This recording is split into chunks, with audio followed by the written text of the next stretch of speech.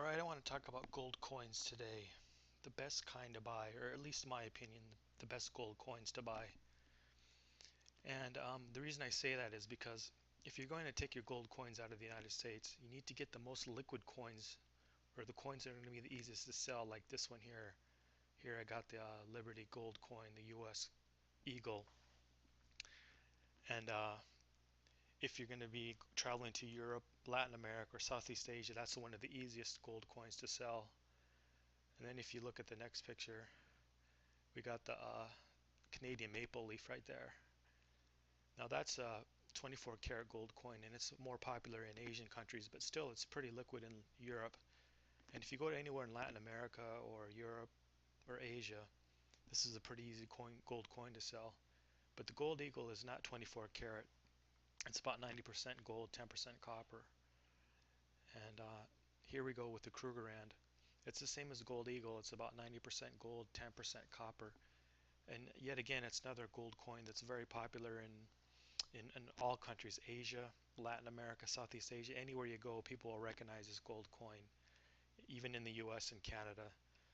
And one thing all these gold coins have in common is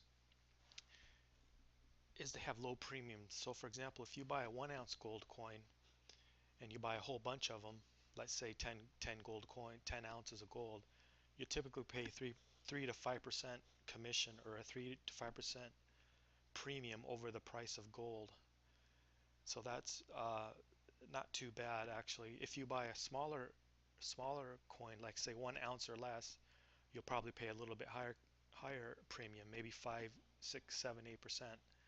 For example, on a Gold Eagle 1/4 ounce, you're probably looking at 12 to 15%. For a 1/10 ounce, you're probably looking at 15 to 20%. And if you buy your gold coins on eBay, you're looking at very high premiums. So I don't suggest you really buy your gold coins on eBay. There's a lot of problems with eBay, but one is you typically pay a little bit too much if you're going to buy a large volume of coins. A few other things I want to say is where should you buy your gold coins? In my opinion, the best place to buy is some of the biggest dealers in the United States, and that's the money changer.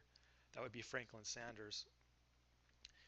You just call them up, you place an order, they give you a number, then you send in your money, and then they send you the coins. It's actually pretty simple. And then Camino Coin would be another place I would suggest. Same thing, you call them up, you place your order, they give you a confirmation number, and then you send them either a bank wire or a check, depending on what you work out. Then you get the coins. And when you buy coins, they're always shipped insured, so if something gets lost or stolen, you don't lose your money, so you don't need to worry about that. Anyways, a few more words about gold coins.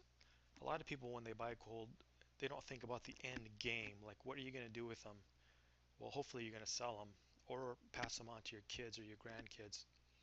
In that case, if you're going to pass them on to your kids and your grandkids, I would suggest you buy a lot of 10th ounce gold coins and maybe 1/4 ounce gold coins to evenly divide them up.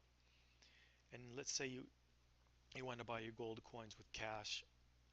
If you buy your gold coins with cash, you can do like Bert Bloomer used to say, buy the best, pay cash, and take delivery.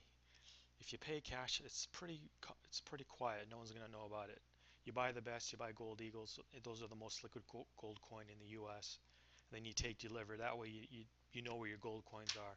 You're not buying electronic gold. You own it. And if you want to pass your wealth on quietly to your family or whoever you want to pass it on to, you just put it in an envelope, give it to your lawyer, and have your lawyer give it to the intended recipient. Or better yet, you give your wealth away, your gold coins, put them in an envelope and give them to whoever you want before you pass on. That way you know your wealth is going to who you want it to go to. Anyways, another thing I'd like to mention about gold is people don't usually have an end game. They usually hold it forever. Gold is a kind of asset where if you're a young person and you make a large profit in it, you got to take your profit. So why do I even bring this up? Because most people don't know how to buy it. That's why I'm talking about it. And another thing, most people don't know how to sell it. Anyways, on selling, you want to go to the big dealers and you want to buy from them to build up trust or reputation with them. You sell your gold back to Camino Coin, or you sell your gold coins back to the money changer. And again, you to sell the coins, all you do is you pack them up, you take them to the post office, you send them certified mail with insurance. And there's a special way you got to wrap them up. There's a special tape you have to wrap around the box when you send them in. Now, when you sell gold coins, what you do is you call up, for example, in this case, the money changer, and they'll tell you the exact procedure to do. They'll tell you how much money they'll give to you. They'll give you a confirmation number, and then you go down to your post office and you put them in a box. You send them first class mail, well, not first class, but certified, and then you put a special tape around it, and they have a way to seal it so they know if it's been tampered with. That way, when you buy insurance, if anything happens, you're covered. Anyhow, another thing I just want to bring up is, let me see here. Oops. How about that? Anyways, still have that 50 peso gold coin. Anyways, I just want to talk about what's your intention? What are you going to do with them? If you're taking your gold coins out of the country, one of the best things you can do if you take them to Latin America is buy the best coins you can. I say that because if you buy, like, say, numismatics, let me show you what I mean.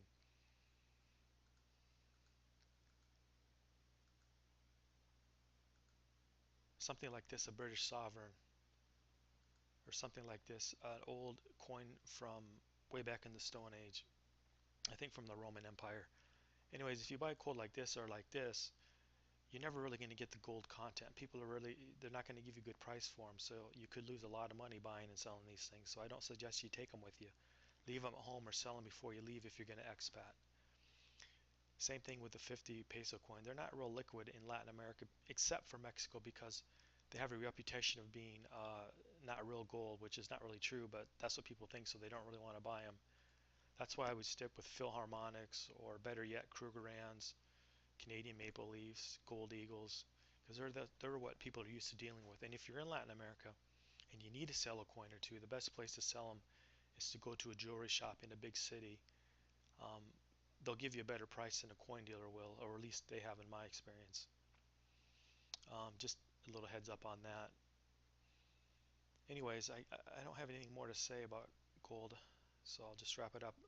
Leave some comments if you have any comments or any questions. All right, thanks.